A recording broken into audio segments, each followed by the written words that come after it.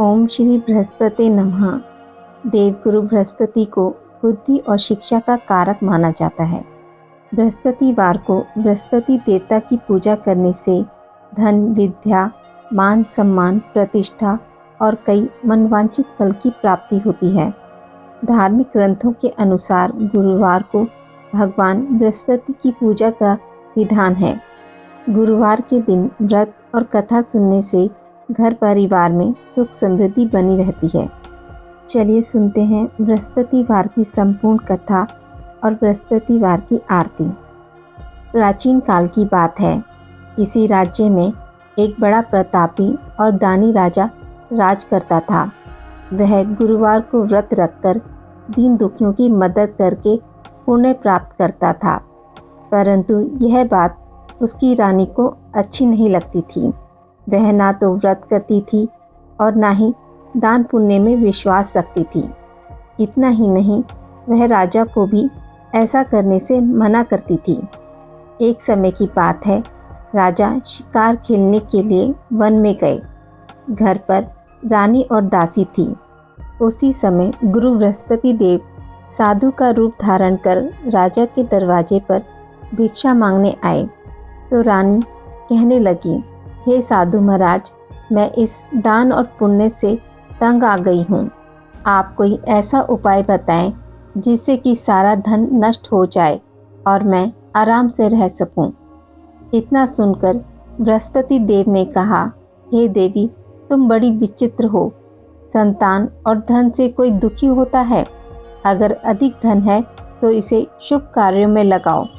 कुंवारी कन्याओं का विवाह कराओ। विद्यालय और बाग बगीचों का निर्माण कराओ, जिससे तुम्हारे दोनों लोग सुधरेंगे। परंतु साधु की इन बातों से रानी को खुशी नहीं हुई। उसने कहा, मुझे ऐसे धन की आवश्यकता नहीं है जिसे मैं दान दूं और जिसे संभालने में मेरा सारा समय नष्ट हो जाए। तब साधु ने कहा, अगर तुम्हारी ऐसी इच्छा है तो मैं जैसा तुम्हें बताता हूँ तुम वैसा ही करना। गुरुवार के दिन तुम घर को गोबर से लीपना, अपने बालों को पीली मिट्टी से धोना, राजा से हजामत बनाने को कहना, भोजन में मांस मदिरा का प्रयोग करना, कपड़े धोबी के यहाँ धुलने देना।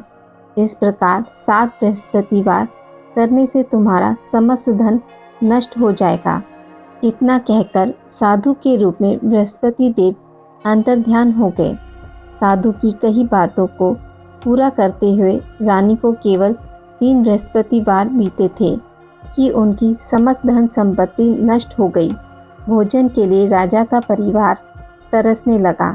तब एक दिन राजा ने रानी से बोला कि हे रानी, तुम यहीं रहो, मैं दूसरे देश को जाता हूँ, क्योंकि यहाँ पर मुझे सभी लोग जानते हैं, इसलिए मैं कोई छोटा कार्य नहीं कर सकता। ऐसा कहकर राजा दूसरे देश चला गया। वहाँ वह जंगल में लकड़ी काटकर लाता और शहर में बेचता। इस तरह वह अपना जीवन व्यतीत करने लगा। इधर राजा के प्रदेश जाते ही रानी और दासी दुखी रहने लगी। एक बार जब रानी और दासी को 7 दिन तक बिना भोजन के रहना पड़ा, तो रानी ने अपनी दासी से कहा, हे दासी, पास के नगर में मेरी बहन रहती है, वह बड़ी धनवान है। तू उसके पास जा और कुछ ले आ, ताकि थोड़ी बहुत गुजर बसर हो जाए। दासी रानी की बहन के पास गई। उस दिन गुरुवार था और रानी की बहन उस समय बृहस्पतिवार व्रत की कथा सुन रही थी। दासी ने रानी की बहन को अपनी रानी का संदेश दिया, लेकिन रानी की बड़ी बहन ने कोई उत्तर नहीं दिया। जब दासी को रानी की बहन से कोई उत्तर नहीं मिला तो वह बहुत दुखी हुई और उसे क्रोध भी आया। दासी ने रानी को सारी बात बता दी। ये सुनकर रानी ने अपने भाग्य को कोसा। उधर रानी की बहन ने सोचा कि मेरी बहन की दासी आई थी, परंतु मैं उसे नहीं बोली, इससे वह बहुत दुखी हुई होगी। कथा सुनकर और पूजा समाप्त करके वह अपनी बहन के घर आई और कहने लगी, हे बहन, मैं बृहस्पतिवार का व्रत कर रही थी। तुम्हारी दासी मेरे घर आई थी, परंतु जब तक कथा होती है तब तक ना तो उठते हैं और ना ही बोलते हैं, इसलिए मैं नहीं बोली। बताओ दासी क्यों आई थी? रानी बोली, बहन तुमसे क्या छुपाऊं, हमारे घर में खाने तक को अनाज नहीं है। ऐसा कहते कहते रानी की आंखें भर आई। उसने अपनी दासी समेत पिछले 7 दिनों से भूखे रहने की पूरी बात अपनी बहन को बता दी। देखो बहन, भगवान बृहस्पति देव सबकी मनोकामना पूर्ण करते हैं। देखो शायद तुम्हारे घर में भी अनाज रखा हो। पहले तो रानी को विश्वास नहीं हुआ, पर बहन के आग्रह करने पर उसने दासी को अंदर भेजा तो उसे सचमुच अनाज से भरा एक घड़ा मिल गया। यह देखकर दासी को बड़ी हैरानी हुई। दासी रानी से कहने लगी कि हे रानी, जब हमको भोजन नहीं मिलता तो हम व्रत ही तो करते हैं, इसलिए क्यों ना इनसे व्रत और कथा की विधि पूछ ली जाए ताकि हम भी व्रत कर सकें। तब रानी ने अपनी बहन से बृहस्पतिवार व्रत के बारे में पूछा। उसकी बहन ने बताया, बृहस्पतिवार के व्रत में चने की दाल और मुनक्का केले की जड़ में अर्पित करें तथा दीपक जलाएं, व्रत कथा सुने और पीला भोजन ही करें। इससे बृहस्पति देव और भगवान विष्णु प्रसन्न होते हैं। व्रत और पूजा की विधि बताकर रानी की बहन अपने घर लौट आई। 7 दिन के बाद जब गुरुवार आया तो रानी और दासी ने व्रत रखा। वह गुड़साल में जाकर चना और गुड़ लेकर आई। फिर उसने केले की जड़ तथा भगवान विष्णु की पूजा की। अब पीले भोजन की चिंता को लेकर दोनों बहुत दुखी हुई। उन्होंने व्रत रखा था, इसलिए बृहस्पति देव उनसे प्रसन्न थे। वह एक साधारण व्यक्ति का रूप धारण कर 2 थालों में पीला भोजन दासी को दे गए। भोजन पाकर दासी प्रसन्न हुई और फिर रानी के साथ मिलकर भोजन ग्रहण किया। उसके बाद वह सभी गुरुवार के व्रत और पूजा करने लगी। बृहस्पति देव की कृपा से उनके पास फिर से धन संपत्ति आ गई, परंतु रानी फिर से पहले की तरह आलस्य करने लगी। तब दासी बोली, देखो रानी, तुम पहले भी इसी प्रकार आलस्य करती थी। तुम्हें धन रखने में कष्ट होता था, इस कारण सभी धन नष्ट हो गया, और अब जब देव बृहस्पति की कृपा से धन मिला है तो तुम फिर से आलस करने लगी हो। रानी को समझाते हुए दासी कहती है कि बड़ी मुसीबतों के बाद हमने ये धन पाया है, इसलिए हमें दान पुण्य करना चाहिए और धन को शुभ कार्यों में खर्च करना चाहिए। इससे तुम्हारे कुल का यश बढ़ेगा, स्वर्ग की प्राप्ति होगी, पितृ प्रसन्न होंगे। दासी की बात मानकर रानी अपना धन शुभ कार्यों में खर्च करने लगी, जिससे पूरे नगर में उसका यश फैलने लगा। बृहस्पतिवार व्रत कथा के बाद श्रद्धा के साथ आरती की जानी चाहिए। इसके बाद प्रसाद बांटकर उसे ग्रहण करना चाहिए। एक दिन राजा दुखी होकर जंगल में पेड़ के नीचे आसन जमाकर बैठ गया। वह अपनी दशा को याद करके व्याकुल होने लगा। बृहस्पतिवार का दिन था। एकाएक उसने देखा कि निर्जन वन में एक साधु प्रकट हुए। वह साधु वेश में स्वयं बृहस्पति देवता थे। लक्कड़हारे के सामने आकर बोले, हे लक्कड़हारे, इस सुनसान जंगल में तू चिंता मगन क्यों बैठा है? लक्कड़हारे ने दोनों हाथ जोड़कर प्रणाम किया और उत्तर दिया, महात्मा जी, आप सब कुछ जानते हैं, मैं क्या कहूँ। यह कहकर रोने लगा और साधु को अपनी आत्मकथा सुनाई। महात्मा जी ने कहा, तुम्हारी स्त्री ने बृहस्पतिवार के दिन बृहस्पति भगवान का निरादर किया है, जिसके कारण रुष्ट होकर उन्होंने तुम्हारी यह दशा कर दी।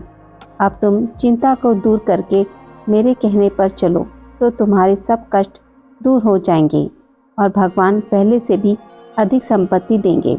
तुम बृहस्पतिवार के दिन कथा किया करो। 2 पैसे के चने मक्का लाकर उसका प्रसाद बनाओ और शुद्ध जल से लोटे में शक्कर मिलाकर अमृत तैयार करो। कथा के पश्चात अपने सारे परिवार और सुनने वाले प्रेमियों में अमृत व प्रसाद बांटकर आप भी ग्रहण करो। ऐसा करने से भगवान तुम्हारी सभी मनोकामनाएं पूरी करेंगे।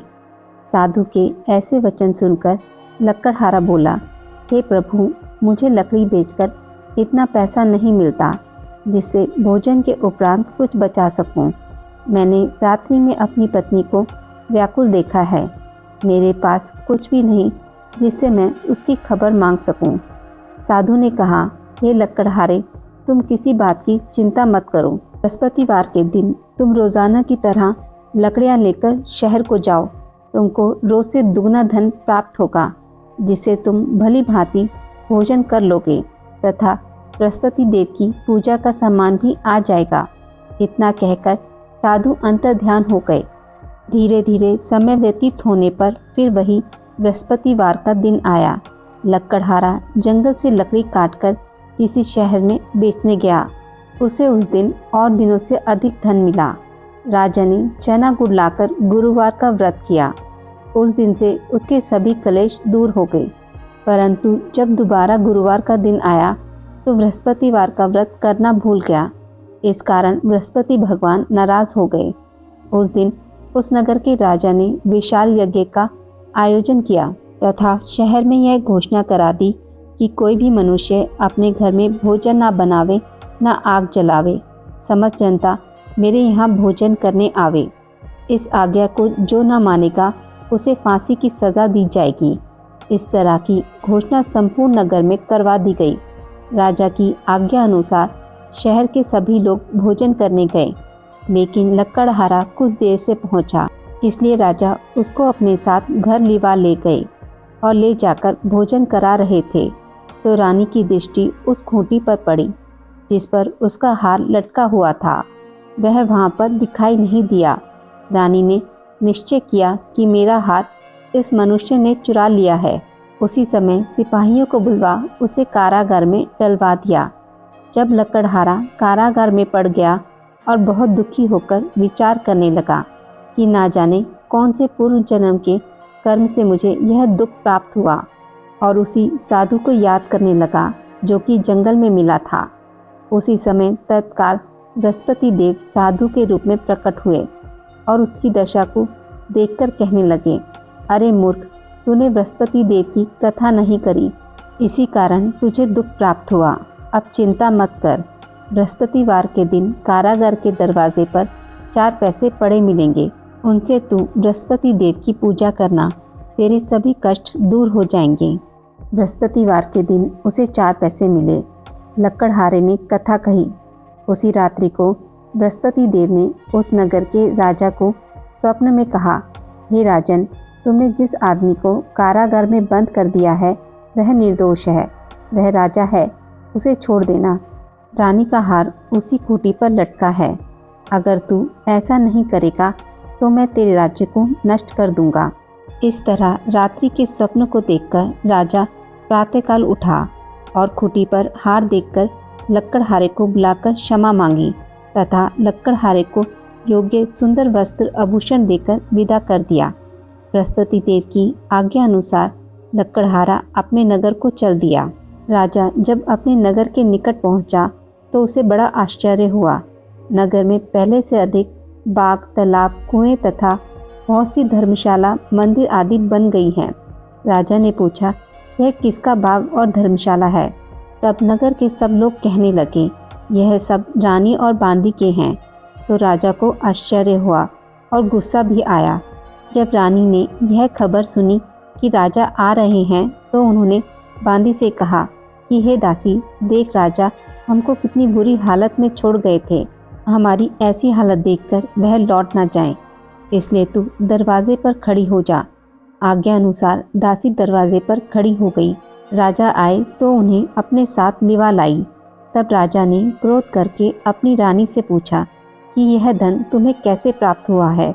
तब उन्होंने कहा, हमें यह सब धन बृहस्पति देव के इस व्रत के प्रभाव से प्राप्त हुआ है। राजा ने निश्चय किया कि 7 रोज बाद तो सभी बृहस्पति देव का पूजन करते हैं, परंतु मैं प्रतिदिन दिन में 3 बार कहानी तथा रोज व्रत किया करूँगा। अब हर समय राजा के दुपट्टे में चने की दाल बंधी रहती तथा दिन में 3 बार कहानी कहता। एक रोज राजा ने विचार किया कि चलो अपनी बहन के यहाँ हो आवे। इस तरह निश्चय कर राजा घोड़े पर सवार हो अपनी बहन के यहाँ को चलने लगा। मार्ग में उसने देखा कि कुछ आदमी एक मुर्दे को लिए जा रहे हैं। उन्हें रोककर राजा कहने लगा, अरे भाइयों, मेरी बृहस्पति देव की कथा सुन लो।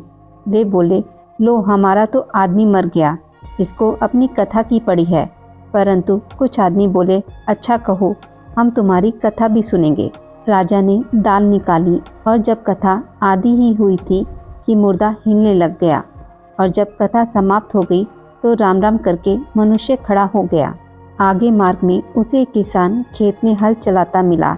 राजा ने उसे देख और उससे बोले, अरे भाई, तुम मेरी बृहस्पतिवार की कथा सुन लो। किसान बोला, जब तक मैं तेरी कथा सुनूंगा तब तक 4 हरिया जोत लूँगा, जा अपनी कथा किसी और को सुनाना। इस तरह राजा आगे चलने लगा। राजा के हटते ही बैल पछाड़ खाकर गिर गए तथा किसान के पेट में बड़ी जोर का दर्द होने लगा। उस समय उसकी माँ रोटी लेकर आई। उसने जब यह देखा तो अपने पुत्र से सब हाल पूछा और बेटे ने सभी हाल कह दिया। तो बुढ़िया दौड़ी दौड़ी उस घुड़सवार के पास गई और उससे बोली कि मैं तेरी कथा सुनूंगी, तू अपनी कथा मेरे खेत पर चलकर ही कहना। राजा ने बुढ़िया के खेत पर जाकर कथा कही, जिसके सुनते ही वह बैल उठ खड़े हुए तथा किसान के पेट का दर्द भी बंद हो गया।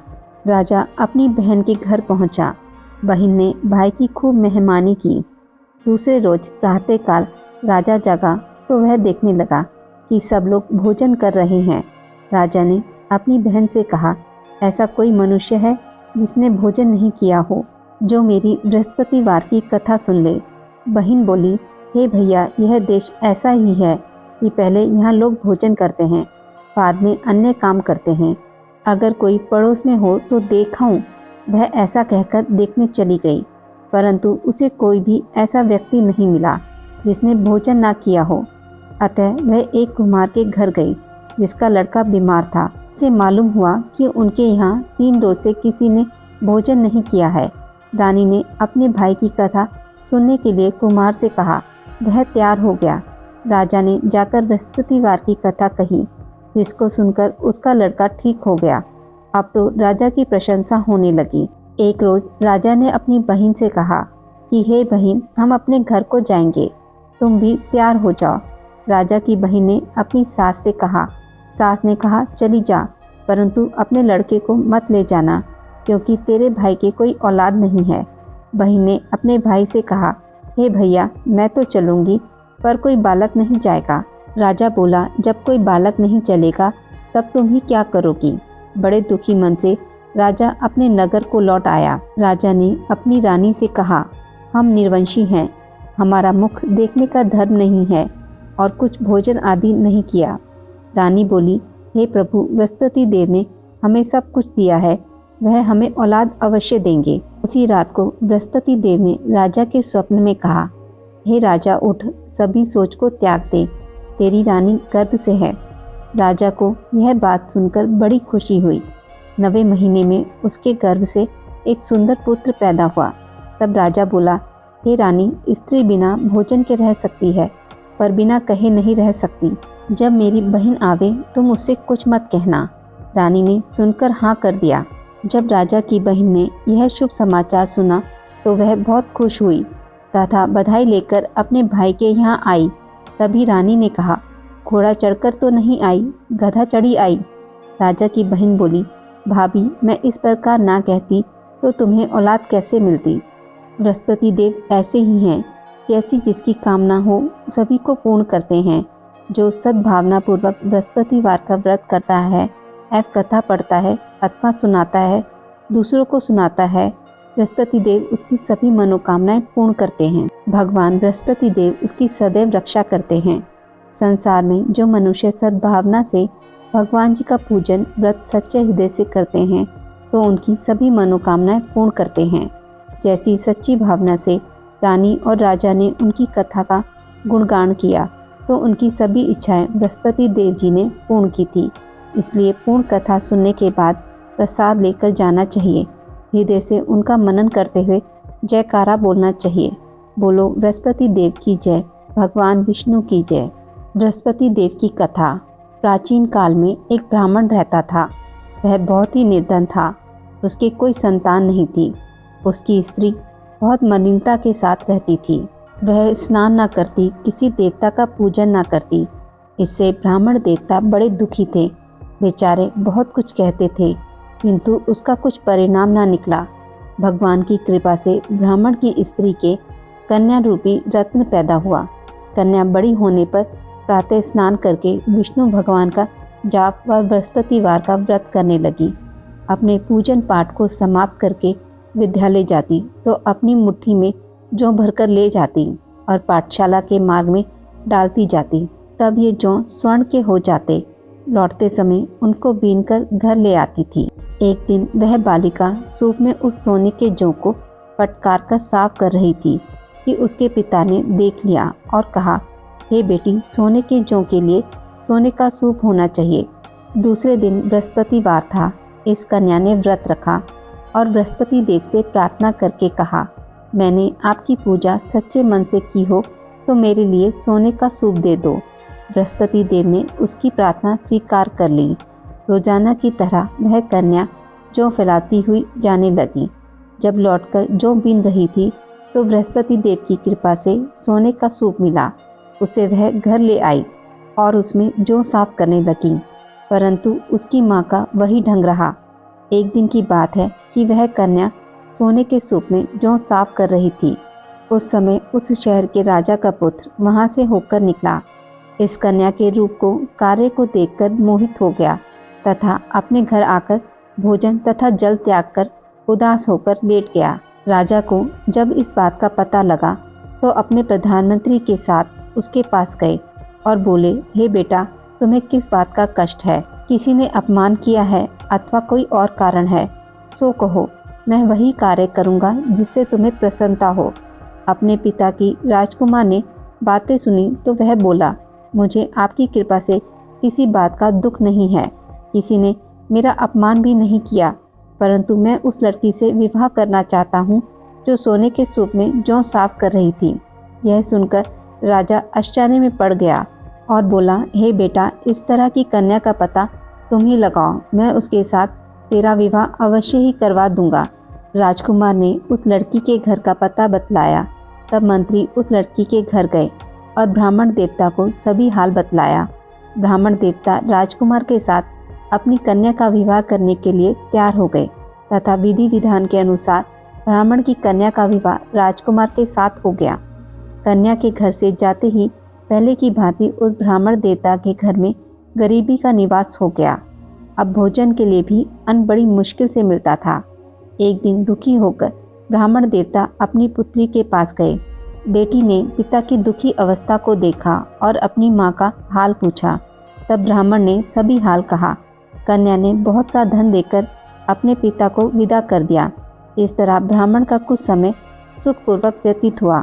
कुछ दिन बाद फिर वही हाल हो गया। ब्राह्मण फिर अपनी कन्या के यहाँ गया और सारा हाल कहा तो लड़की बोली, हे पिताजी, आप माताजी को यहाँ दीवा लाओ, मैं उन्हें विधि बता दूंगी जिससे गरीबी दूर हो जाए। वह ब्राह्मण देवता अपनी स्त्री को साथ लेकर पहुँचे तो अपनी माँ को समझाने लगी, हे माँ, तुम प्रातःकाल प्रथम स्नान आदि करके विष्णु भगवान का पूजन करो तो सब दरिद्रता दूर हो जाएगी। परंतु उसकी माँ ने एक भी बात नहीं मानी और प्रातःकाल उठकर अपनी पुत्री के बच्चों की झूठन को खा लिया। उससे उसकी पुत्री को भी बहुत गुस्सा आया और एक रात को कोठरी से सभी सामान निकाल दिया और अपनी माँ को उसमें बंद कर दिया। प्रातःकाल उसे निकाला तथा स्नान आदि करा के पाठ करवाया तो उसकी माँ की बुद्धि ठीक हो गई और फिर प्रत्येक बृहस्पतिवार को व्रत रखने लगी। इस व्रत के प्रभाव से उसके माँ बाप बहुत ही धनवान और पुत्रवान हो गए और बृहस्पति जी के प्रभाव से इस लोक में सुख भोग कर स्वर्ग को प्राप्त हुए। सब लोग विष्णु भगवान की जय बोलो। बृहस्पति देव की जय।